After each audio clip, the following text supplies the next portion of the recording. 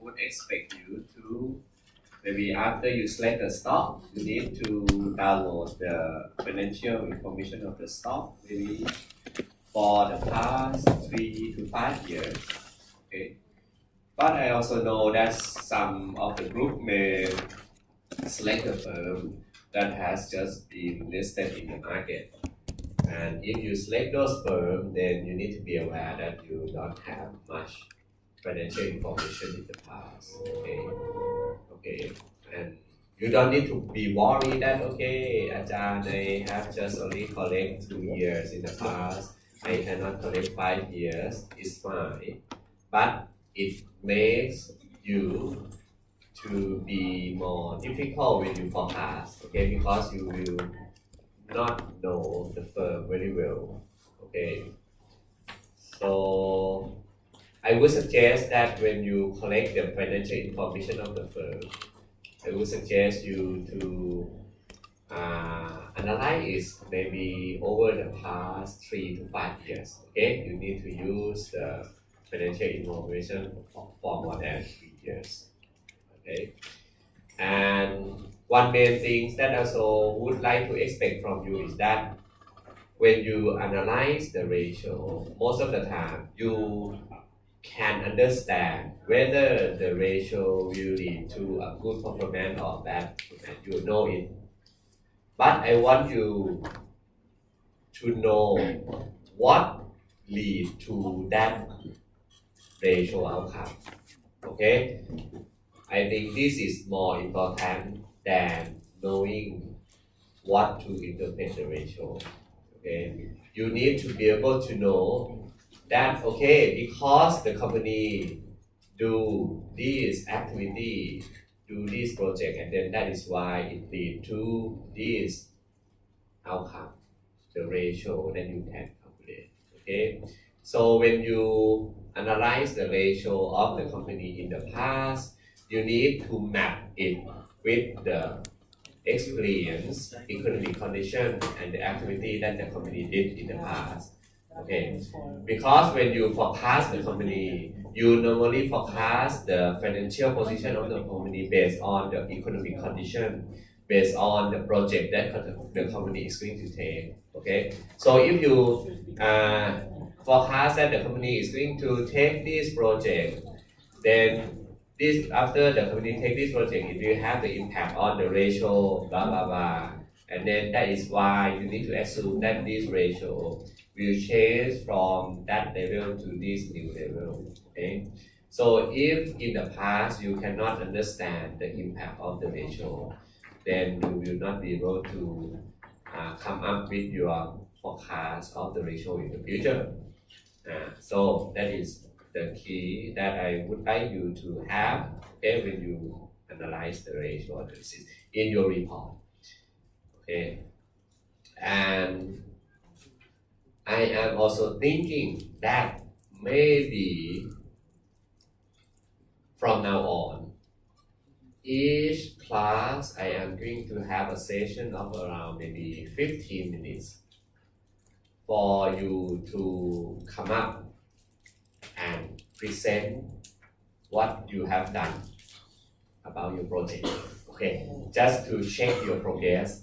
Okay, because I want you to do it from now on. Okay, I don't want you to just don't do anything until 1 week before the submission. Okay, and I will randomly select the group. Okay, I will randomly select the group, so you will not know when you need to come in front of the class and explain to your friends what you did over the past week. Okay, so it means that every group need to be prepared every week. Okay, okay. Are you happy with this requirement?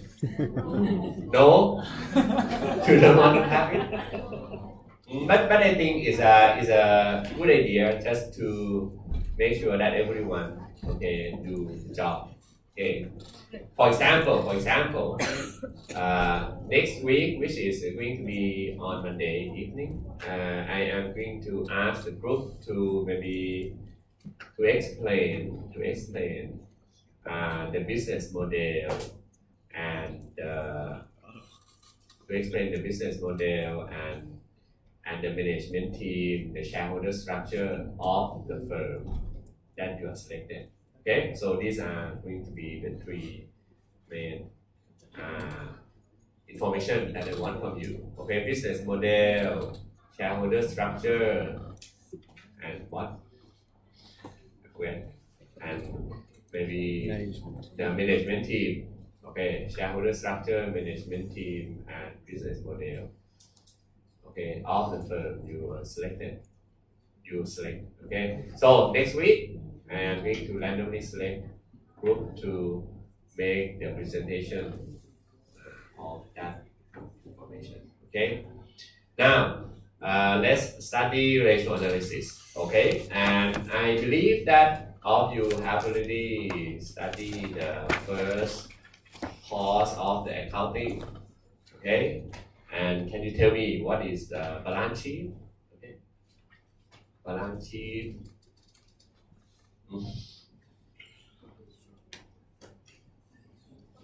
Nowadays, we try to call it the statement of financial position or something like that, right? Okay, so what is it? Sheet that show the asset, liability, and equity. It show asset, liability, and equity. Okay, and in terms of the finance, we will consider the liability and equity to be the same thing. Okay, because it's the capital provider. Okay, capital provider is someone that provide capital to the firms. Okay, maybe in the way of equity or in the way of income. Okay, and asset and liability and equity need to be balanced, right? Okay, left hand side need to be equal to the right hand side, and when you write the balance sheet, you are going to begin with the most liquid item first, right? With the most liquid item, and then you follow it on until the less liquid one. The less liquid one will come at last. Okay, and the key of the balance sheet is that it provides you the position at a certain day. Okay, at a certain day. Okay, it's the snapshot. Okay, it's the snapshot of the position. It's provide you the position at a certain day. Okay, and if you understand balance sheet, I hope that everyone should be able to write your own balance sheet. Okay, for example, as a person, you need to be able to list what are the assets that you own. Okay, you may have cash, you may have bank account, you may have mutual fund, you may have equity, you may have Rolex, you may have Louis Vuitton or anything. Okay, those are your assets. Okay, and all your assets are financed by some maybe borrow money and some equity. Okay, for example, you may finance your iPhone by having a credit card. Okay, and then credit card is your liabilities that you have. Okay, you have on the right hand side, you have credit card, you have the short term loan, you have long term loan. For example, you have mortgage, you have car, automotive loan, and so on. Okay, and the difference between the asset and those loans are your net worth. Okay, net worth is your equity. Okay, so over time you should expect that you should be able to reduce all those loans, and then your net worth will become higher. Okay, so the net worth is the difference between your asset and liabilities. Okay, so that is when you talk as in a person. Okay, so that is a balance sheet. Now, income statement will normally begin with the sales, right? And then go on with the cost of goods sold, SG&A, and have you learned about EBIT, right? EBIT. You know the term, right? EBIT, EBITDA, and so on. And the income statement will show the information that is the flow of accounting term. That's you receive and then that you expense. And income statement is different from balance sheet because it is the flow over a period. Okay, it's the period. Okay, and balance sheet is the snapshot at a certain day, but income statement is the flow. Therefore, when you have a flow and at a certain day, when you need to combine the ratio that use the information from income statement and from the balance sheet, you need to have some kind of adjustment. Okay, because for example, if in 2018 you have the net income equal to maybe 1 million baht, okay, and if your asset at the end of December this year is maybe 100 million baht, okay, when you compute net income divided by total asset, and then you have 1 million baht divided by 100 million baht, okay, and if you compute it this way, it's not 100% correct, because 100 million baht is the 100 million baht that you have at the end of the year, but 1 million baht profit is the profit that you receive from January to December, right? Okay, so most of the time when you have the information from income and compare it with the information from balance sheet, what you need to do? Have you learned it? You need to do some kind of the average of the asset values. You need to use the information at the beginning of the period plus the information at the end of the period and then do the average. Okay. Are you with me or not? Okay, because I haven't written anything on the slide, so maybe you may feel that you don't understand what I talk. Okay, but anyway, I am going to go back to that point again when we learn. And what about statement of cash flow? Why do we need to have statement of cash flow? Why? Because income statement does not tell you the cash flow. Okay, income statement tell you what is your inflow and outflow, but that inflow and outflow is in the accounting basis. Okay, because some inflow are not in the cash basis, some outflow are not in the cash basis.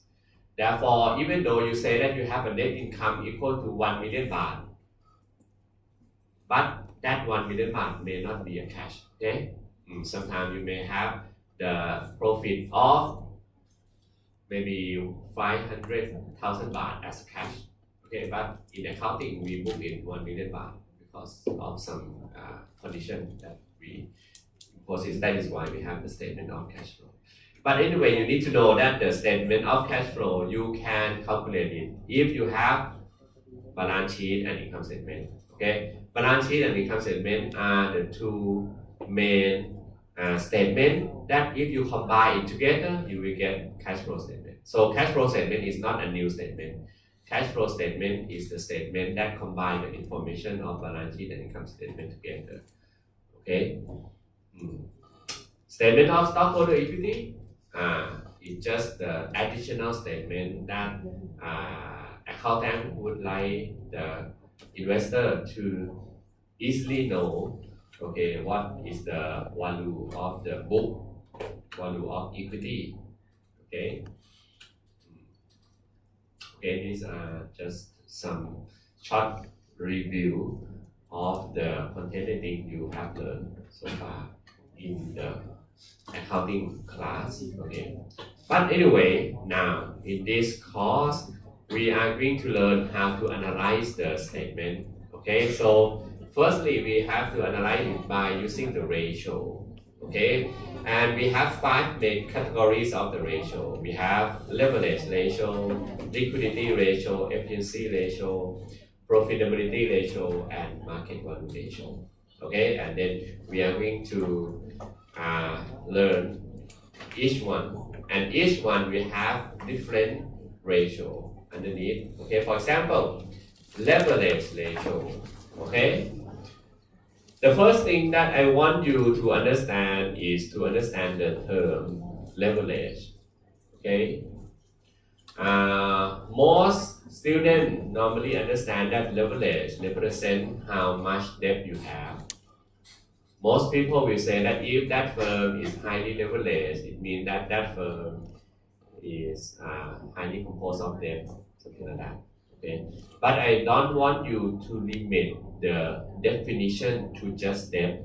Okay, because when you have the term leverage ratio, okay, lever, what does it mean? Lever is something that you can have some multiplication effect. Okay, multiplication effect. Or if some of you from engineer, you may know about gear, right? Gear, you have small gear, large gear, or you may have the lever like this, right? You have force go down, force go up, then you have the length of the bar, something like that, right? Okay. Okay, but anyway, you know that. For example, if the length here is smaller than this one, and if we have F1 and F2, which one is going to be larger, F1 or F2? F1, right? Because F1 is on the side that you have a small length, right? So that is the meaning of leverage, okay? Leverage is something that sometimes you put little effort, but the outcome is a lot. Okay, that is the leverage. And debt is one thing that create that kind of amplification effect. Okay, debt is one mechanism or one way that you can have the amplification effect. Why? Because last time I told you that if you have debt, you have the capital from someone that have a fixed cost. The cost that you know, right? And then if you invest that debt, and then if you can get the profit over the cost of that debt, then you get free earning, right? Okay, that is why you have leverage. Okay, you spend very little, but you earn a lot because you earn more than the cost of debt. Okay, so that is why we call leverage. And now when we have leverage, we will measure two aspects. Okay, we have indebtedness and ability to pay. Indebtedness is the measurement to measure how much debt you have. Ability to pay is to measure the ability or how much cash you have to pay those debt. Okay. So now the first ratio, debt ratio. Can you guess how can we calculate debt ratio? Debt ratio. Debt over asset. Okay, you have debt divided by asset. Now, the next question I would like to ask you is that what is the definition of debt here that you are going to use in the calculation? But I have to say that sorry that I print the financial statement your booklet in Thai. Okay, if you look at it during the last page, okay, you will see the example of the financial statement that I put in there, and it is in Thai. So anyway, now don't worry. I am going to have the example here, and then I am going to maybe to ask you. For example, when you have the financial statement, you have the asset side, right? This is the asset side. And if you go down, then you have the liability side, right? Okay, now, and if you calculate debt ratio, you say that debt ratio is the debt divided by asset. Now, I would like to ask you, what is the number that you will use as debt in the calculation? When you look at the screen and then maybe tell me what is the number that you are going to use when you calculate the debt ratio.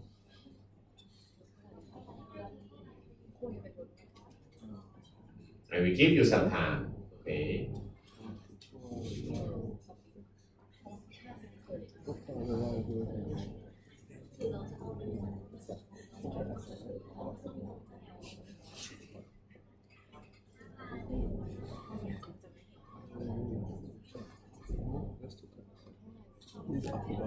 Top line. But he's only asking what's the debt that you're going to use. What number?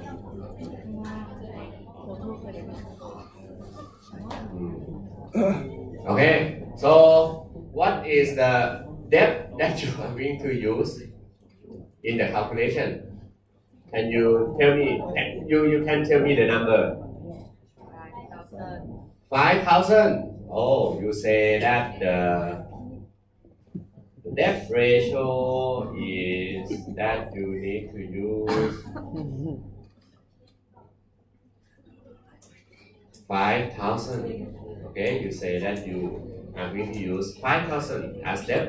And what about asset? Asset is here, right? You are going to use 9,000, right? Okay, so you have 5,000 divided by 9,000. And then if I ask you that, okay, if you calculate the ratio, then you come up with something that nearly maybe over 50%, okay? And if you compare this ratio with the other firm, and if the other firm have the ratio of 60%, this firm have a ratio of 50%, 60 and 50, okay? So are you going to say that the other firm has a higher debt ratio? Because based on your calculation, based on your definition, you say that debt is the total liabilities. Or in other words, can I ask you to interpret the ratio? That is, if you get the ratio to be equal to 50%, so how can you interpret it? If you use total liabilities. So you are going to say maybe, okay, this company have a total liability of 5,000 and this company has the total liability to asset, which is higher than the other company. But then do you know which item? Which item that lead to a higher debt ratio? You still know, right? You still don't know, right? You still don't know because 5,000 is the total liability which combine everything. Okay? So if you calculate the debt ratio like this, it is not wrong. It is not correct, but it is just difficult to interpret. Okay? Difficult to interpret.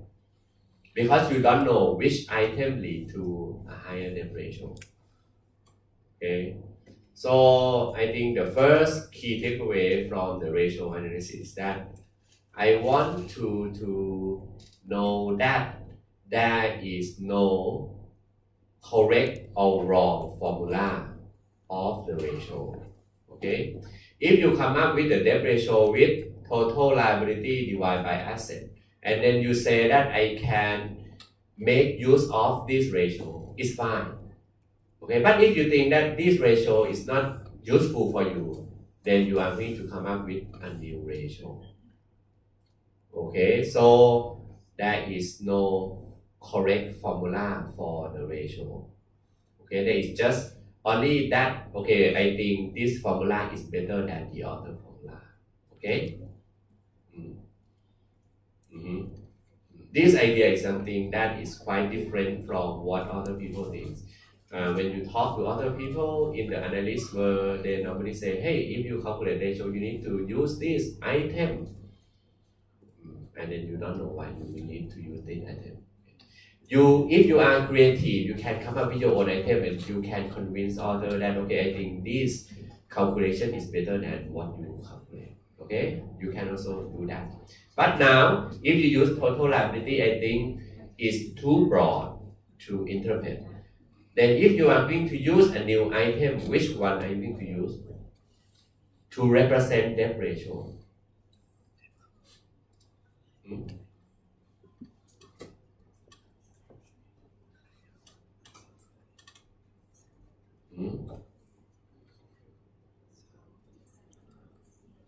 Which one? Can you tell me the name of the item that you are going to use?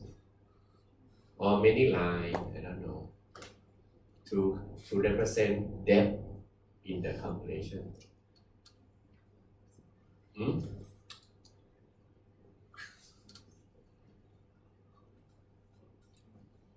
Are you going to use this or not? Yes or no? This one. Are you going to use this or not?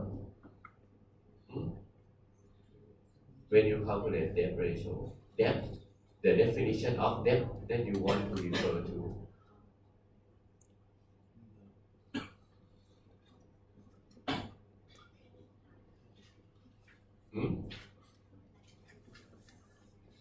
In terms of financial report analysis, maybe investors need to know the borrowing money from other institutions, right? So maybe we should exclude the tax payable or something payables. Then that is the borrowing money amount we can find. Yes, that is also one thing that investor would like to know. Investor would like to know how much debt that the firm borrow from other institution. Okay, so we need to include only the borrow money that the firm borrow from someone.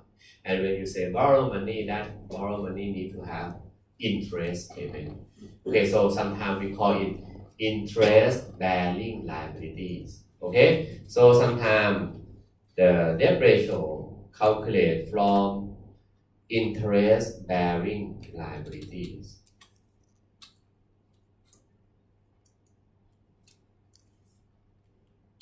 Okay, and then divide by asset, interest bearing liability, the liability that have interest. Okay, so now then you may use this number. You may use this number current portion of long-term debt. You may also use this number. Okay, you may use these three numbers, combine it together, and then calculate it as debt. Okay, and then divide it with total asset. So this may be a better way to compare the debt ratio among different companies. Okay, because you only compare the liability that the firm has interest. Okay. But some people may say that, hey, I don't think this is not useful. This is useful. I think that you should only include long-term liabilities. Okay. Sometimes say that, okay, I only care about long-term liability. I don't care about short-term. Because when the firm have short-term, I know that short-term is just used for working capital management of the firm day-to-day operation. When the firm can sell the product, the firm may pay back the loan short-term. So I don't care much about short-term. I will only care long-term. So someone will say that, hey, I will only use long-term debt divided by asset. Okay. So in your calculation, when you analyze your firms, okay, if you need to calculate the ratio, you just need to calculate it based on what you think is useful for you. Okay, but when you say debt ratio, and if you think that other investor will not understand what you want it to be, then don't forget to maybe put some asterisks on the debt ratio and put it in the note underneath the table, something like that. Okay, that is the common way that people will do. Okay, if you come up with some ratio that you think is not the conventional standard that people would do. Okay. Now, debt to equity ratio is just using debt divided by equity. Okay. And what about time interest earn ratio? What do you think you can calculate this number? Time interest earn. What does it mean? It means how many times that you earn in order to pay interest, right? Time interest earn ratio. And if you have to guess, okay, if you have to guess time interest earn ratio, what do you think that we can use to calculate the ratio? Okay.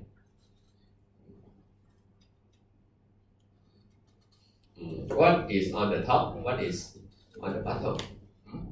Time interest earn ratio. Can you guess? The top would be the top would be interest income.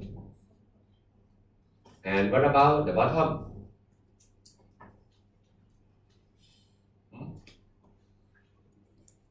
Interest income.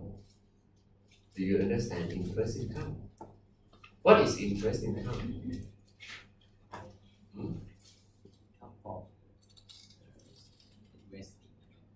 Income from investing. Are you from maybe a bank or something? No, because normally a firm does not have interest income. Okay, interest income is normally the item for a bank because bank lend money, bank get interest income. But firm sell product, firm get sales or revenue. Okay, so I don't think it would be interest income. But based on the definition, time interest earned is the amount of times that you have something more than the interest you pay, right? So the top would be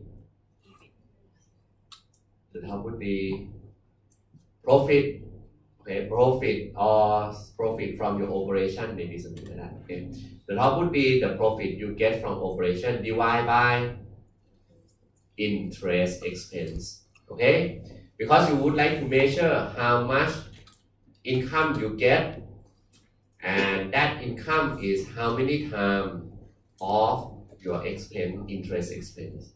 Okay, so then we look at profit divided by interest expense.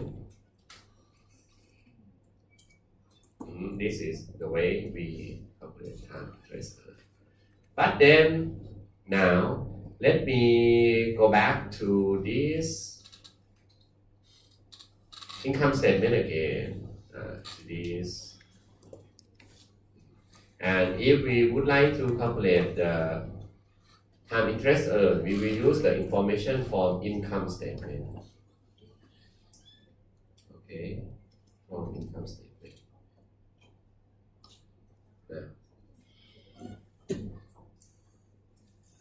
Okay, can you guess what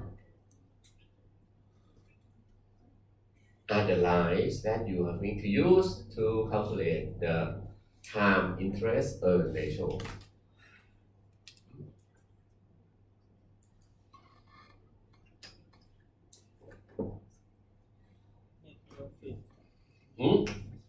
Net profit.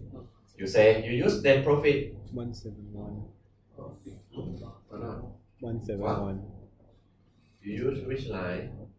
Time interest earned. You would like to know the profit from your operation that is higher than the interest expense. Which one? Profit before finance. Profit before finance cost, and then finance cost. Okay.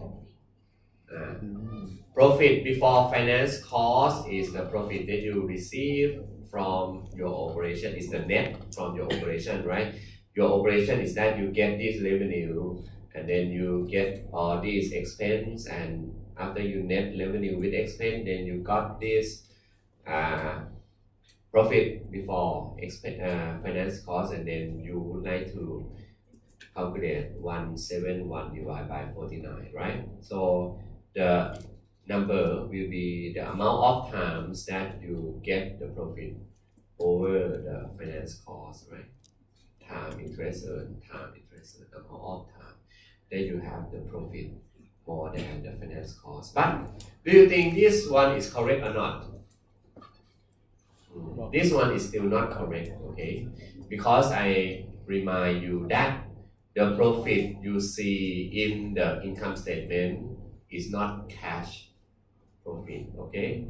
It's the accounting profit, it's not cash-based profit. But when you would like to compute the time interest, you need to actually know what is the profit in terms of cash that you actually have. Okay, for example, if most of 171 accounting profit, not cash, then it may not be able to use to pay the interest, right? Okay, so you need to know the cash basis of the profit before finance cost. And in order to know the cash basis before finance cost, the easy way for us to assume is that we need to add depreciation, okay? We normally add depreciation, okay, because depreciation is the main item. Okay, depreciation is the main item that the company book it as expense, but depreciation is not a cash expense, okay?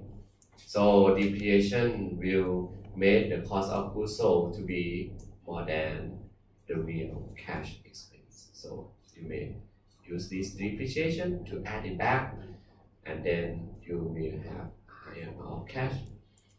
In order to find what is going to be depreciation, when where is the statement you have to look at?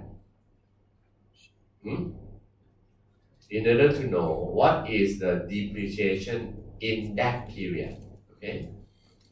In that period, where? In order to find depreciation plus profit before interest and divide by interest, depreciation. Do you know where to find it? Income statement. This is income statement. So where to find it? Depreciation.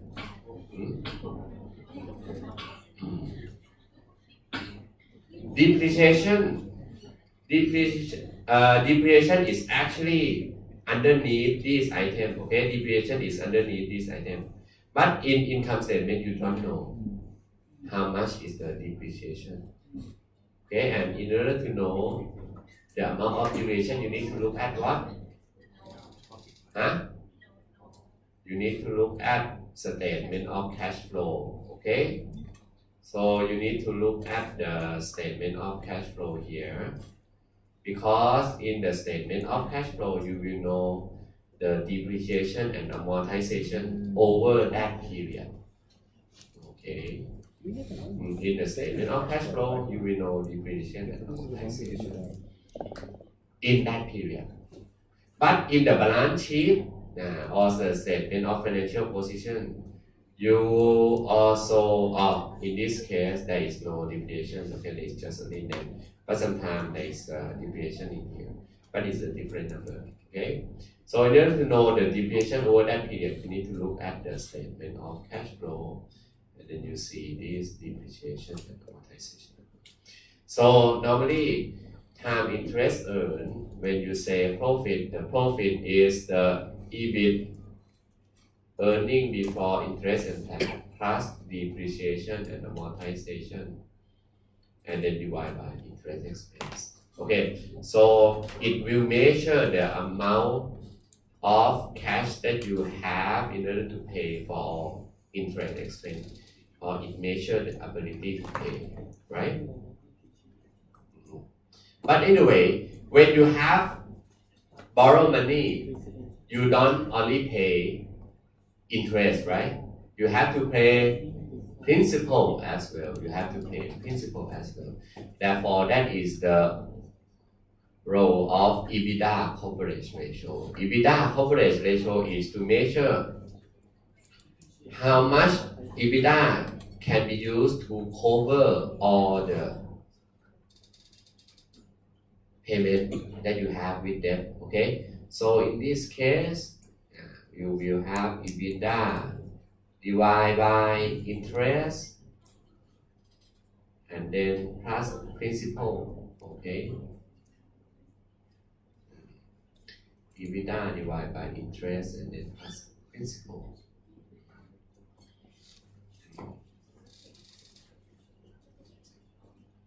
Okay, we know interest is the interest over 1 year period.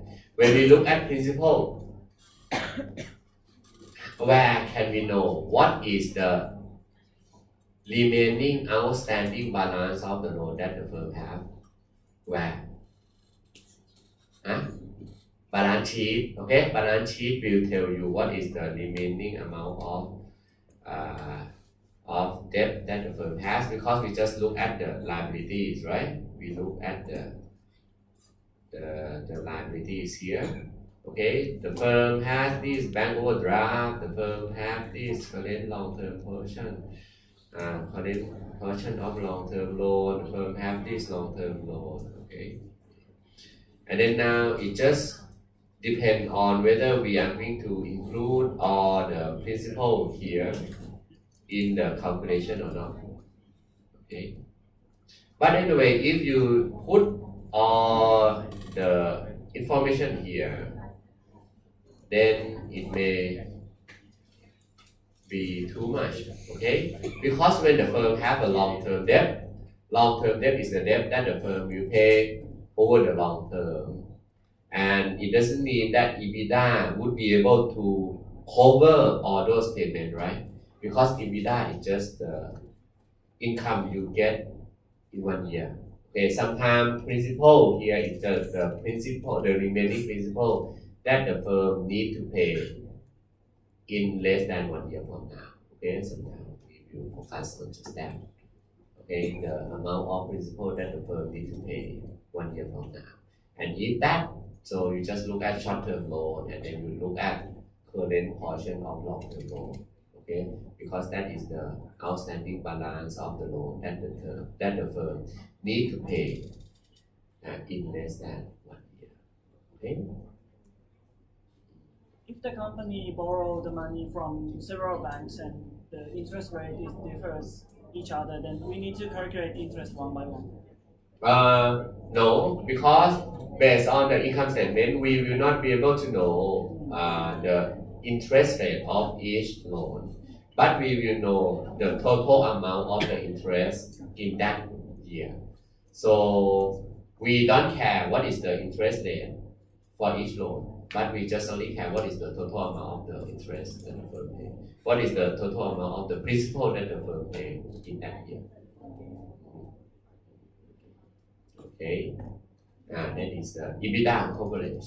And do you know that there is still another terms that you need to add more? Okay, because when you operate the firm, you can either decide to borrow money and buy an asset or lease that asset. Okay, for example, if you are maybe a company that need a very huge amount of maybe machinery in your factory, and if that machinery costs you maybe 100 million baht, okay, you can decide whether to borrow 100 million baht and buy the machine and pay the interest, or you can decide to lease this machine from the producer of this machine. Okay, and sometimes lease payment is something that you can consider as the interest payment. Okay, and in accounting, we also know that some firms try to manipulate the amount of debt ratio by leasing the asset. Okay, because if you lease the asset, you don't have debt, but you still have lease payment. Okay, and lease payment can be considered as the cost of debt. No? So sometimes you need to add lease payment here. Lease payment here. But when you add lease payment underneath, you also need to add lease payment at the top. Okay. Why do we need to add lease payment at the top? Because lease payment is normally considered as the expense of the firm. And when it is the expense, EBITDA has already deducted the lease payment, right? When you calculate EBITDA is the sales minus all the costs, but before depreciation, okay? Then so EBITDA is the terms that you already deduct lease payment. But in this case, you would like to know what is the amount of profit that the firm have in order to cover all those payments, right? Interest, principal, and lease. Therefore, on the top, you need to compute the amount of profit before lease payment, before deviation, before interest. Okay, that is why you need to add lease payment back. Okay, before you calculate the EBITDA coverage ratio. Okay, so this is the logic behind some analysts come up with this kind of ratio.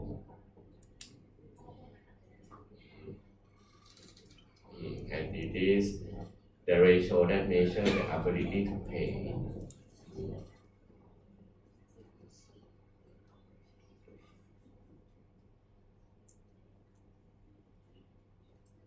Okay, do you have any question? Then now we will go on to have the other ratio, liquidity ratio. Okay, liquidity ratio is the ratio that measures your liquidity. Okay, everyone know liquidity. Okay, liquidity is the ability that you can support the financing when it needs. Okay, for example, if today you want some cash, then you can have some asset that you can sell in order to get cash and then spend that cash on something that you need. Okay. So the first question that I have to ask is that should a company has a high liquid asset? No. No, why? Should not keep the liquid asset, but should invest to the some fixed asset to earn the money more for the future. So this question is quite difficult to answer because there is no clear answer. Okay, because if you say no, it's also correct. Okay, because no one should have too much liquid asset, because liquid asset will give you a very low return. Cash give you zero return. Okay, bank account, saving account give you 0.5% return. Okay, so you should not have too much liquid asset. But if you have too low liquid asset, it's also a bad idea. Okay, because you cannot support your spending, right? So you need to have the appropriate level of liquid asset, not too much and not too low. Therefore, when you look at the liquidity ratio, it's not a one-side ratio that okay, you need to have a very high ratio, you need to have a very low ratio. No, it's not. Okay, you need to have it in the middle way. Okay.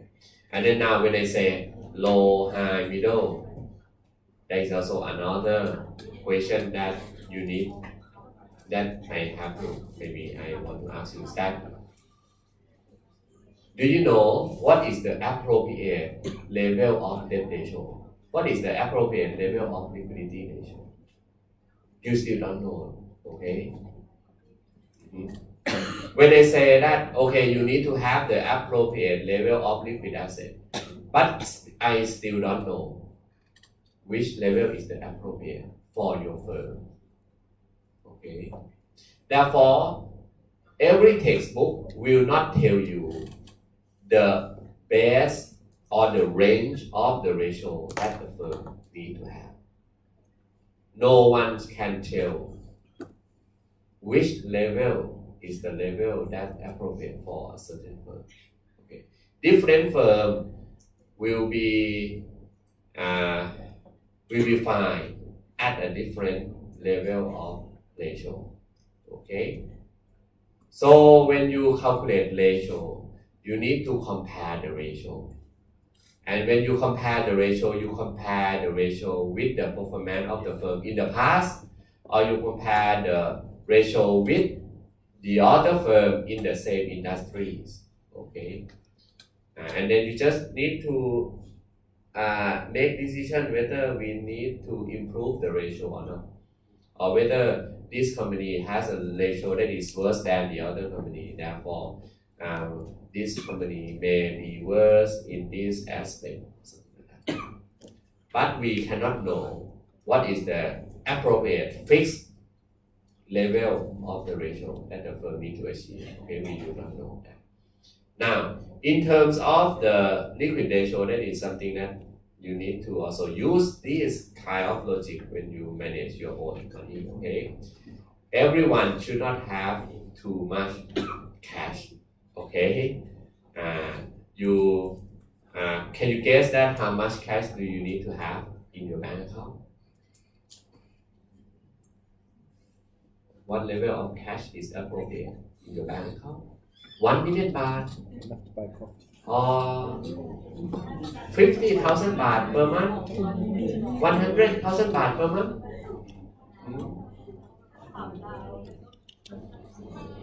I have to say that the amount of cash that you can have in the saving account need to cover your expense for around 3 months. That's all. 3 to 4 months. That's all. Okay. So if you think that you have to spend 100,000 baht a month, then the amount you need to have as cash would be 400,000 at most. Okay. So you should not have cash more than 1 million baht. If someone in this room have cash more than 1 million baht, it means that you are not good enough to manage your wealth. Okay, because it's a waste of time to have that amount of cash. You can only have cash more than 1 million baht if you plan. If you plan to spend that 1 million baht in something big and then it's waiting for you, that's fine. But if you have 1 million baht without knowing what to do with it, then that is your problem. Okay. So you should have a very low amount of cash. Okay. And then current ratio. Can you guess how can we calculate current ratio? Current ratio, when we measure liquidity, we will calculate it with the current asset. Current asset divided by current liabilities. Okay. Current assets divided by current liabilities.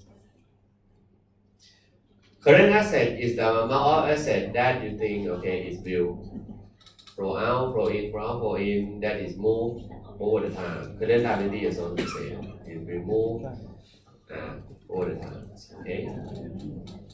And do you think that this ratio will be greater than 1 or less than 1 on average? It will be greater than 1 or less than 1. The current asset will be higher or lower than current liabilities? Higher, right? So this ratio normally be greater than 1 for a normal firms, okay?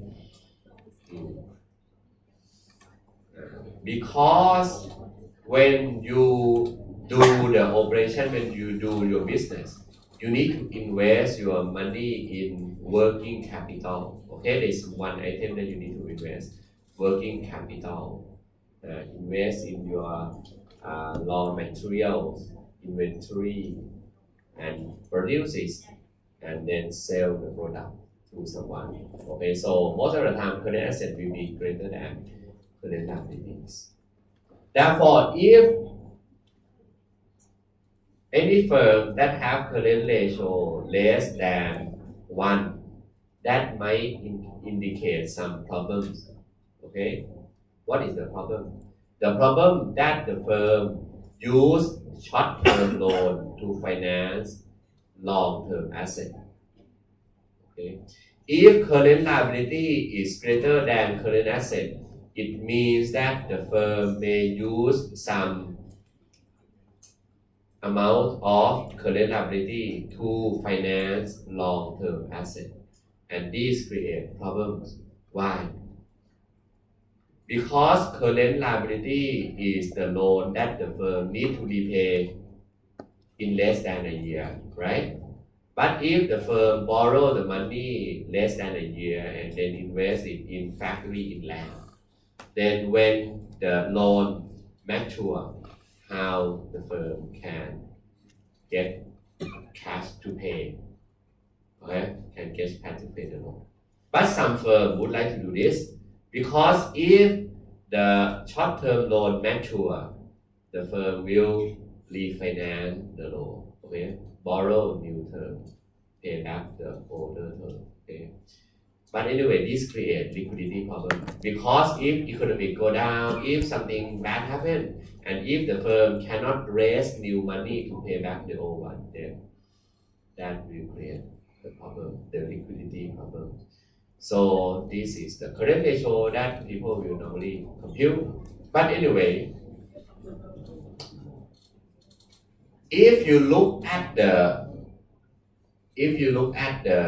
balance sheet of the firm, the statement of financial position, and if you look at the current asset, okay, current asset, total current asset here, if you look at the total current asset, you will see that it doesn't mean that the firm, when the firm has a lot of current asset, it doesn't mean that the firm will have a lot of liquidity.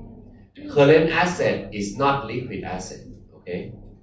Current asset is not liquid asset, but in accounting, we compute current asset divided by current liability. But we also know that current asset is not liquid asset. Some item of current asset cannot be converted to cash immediately, okay? For example, inventory. Okay, inventory is something that can create a lot of problem to the firm.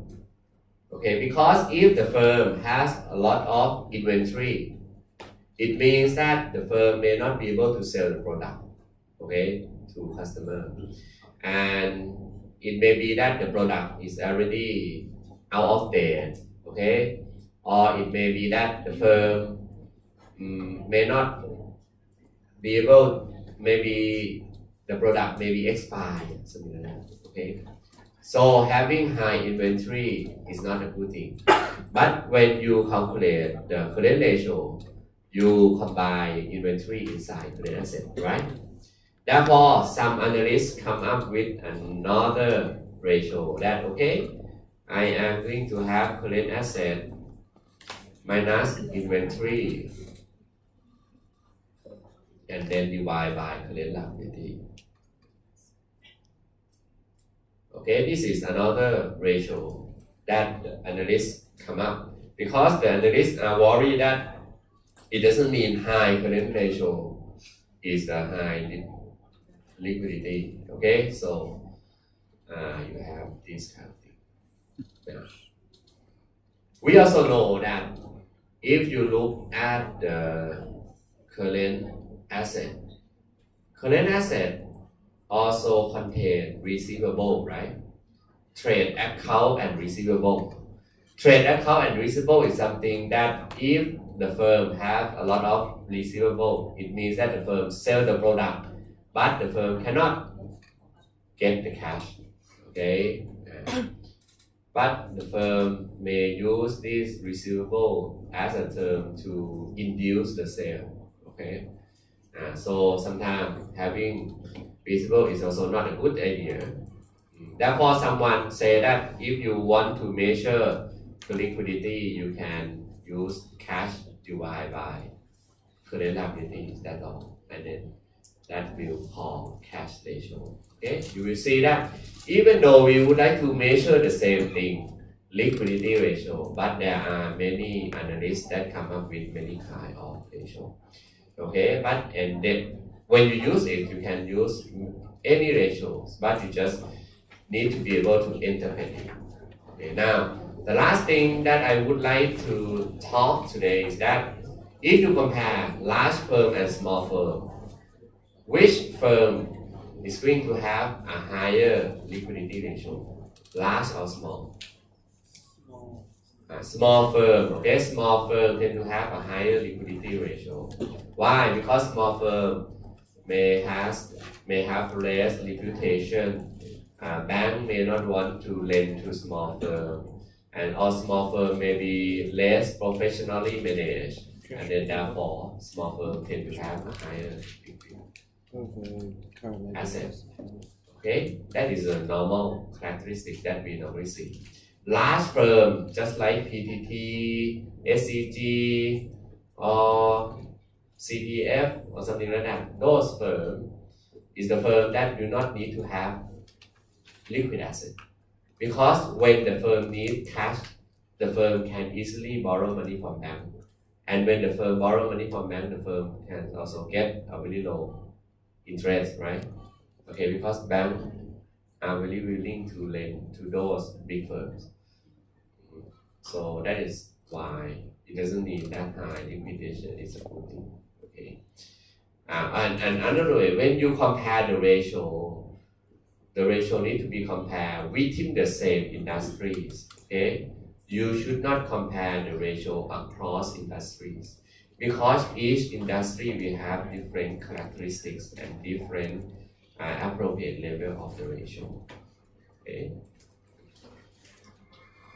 Now I think before I end the lecture, I should maybe talk about efficiency ratio a little bit.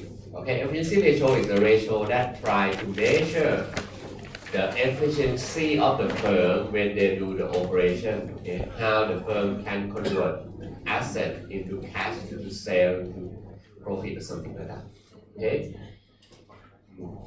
So asset turnover ratio. Can you guess how to compute this one? Asset turnover ratio is it need to be sales divided by asset. Okay, sales divided by asset. So asset turnover ratio measure the ability of the firm that can convert asset into sale.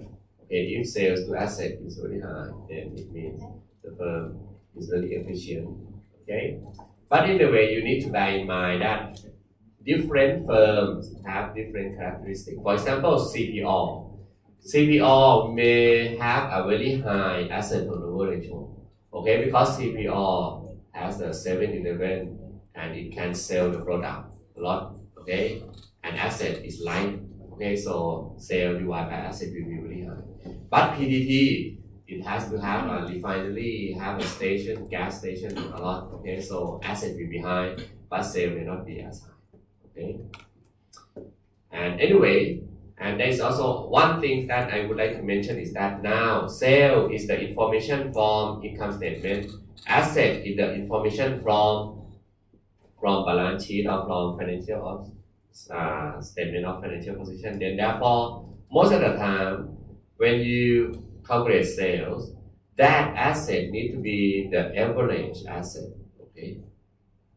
You need to use the average asset or asset bar. You should not use the asset at the end of the year. You should not use the asset at the end of the quarter. Because don't forget that the sale that you observe is the sale that occur over the period. Okay, so you need to calculate as average asset. Average asset can be the asset of last year plus this year divided by 2, or average when you observe 4 quarters and divide by 4, something like that. Okay, no, you need to calculate that average number. And what about inventory turnover ratio? Inventory turnover ratio is the ratio that most students have maybe two opinions. Okay, someone may say that okay, inventory turnover ratio is the sales divided by inventory. Okay, but in Thailand we do not calculate this ratio like this. Okay, we normally calculate cost of goods sold divided by inventory. Okay, it measures the same thing, inventory turnover ratio, but someone would like to use sales instead of cost of goods sold. But you need to know that when you use cost of goods sold divided by inventory, it means that you would like to measure that okay, how much of the product that the firm can produce each period, right? Okay, if the firm can produce a lot of product over each period by having a very low amount of inventory, it means that the product is in a very good stage of selling the product, okay? Because the firm do not need a lot of inventory. And when there is an inventory come, the firm already convert that inventory into product already, okay?